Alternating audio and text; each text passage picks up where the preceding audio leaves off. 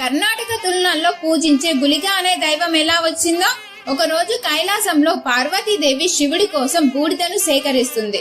అందులో ఒక విచిత్రమైన రాయి మెరుస్తూ కనబడడంతో పార్వతీదేవి దానిని శివుడికి చూపిస్తుంది. అది చూసిన శివుడు ఇది మామూలు రాయి అనేసి భూమిపై విసిరేస్తాడు. కానీ అది విచిత్రంగా కదలడం మొదలవుతుంది.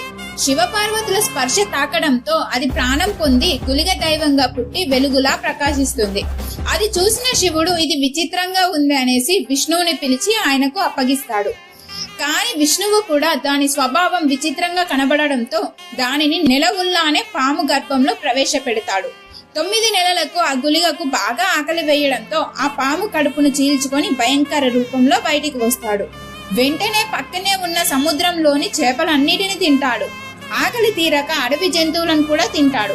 అది చూసిన విష్ణువు దాని దగ్గరికి వచ్చి తన చిటికెన వేలును ఇస్తాడు. అది తిన్న వెంటనే ఆ గుళిగ ఆకలి తీరుతుంది. అప్పటి నుంచి సముద్రానికి రక్షణగా ఉండమని విష్ణువు ఆ గుళిగకు ఆజ్ఞాపిస్తాడు.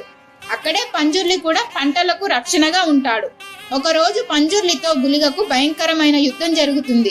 భూమి ఆకాశం మొత్తం కంపిస్తుంది. అది చూసిన దుర్గాదేవి వారి దగ్గరికి వచ్చి వారిని శాంతపరిచి సోదరులుగా మారుస్తుంది.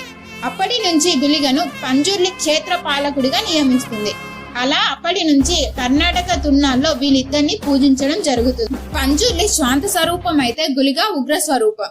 ఇలా ప్రతి కథ వెనుక ఒక రహస్యం ఉంటుంది. అలాంటి రహస్యాలు తెలుసుకోవడానికి మన ఛానల్ ని సబ్స్క్రైబ్ చేసుకోండి.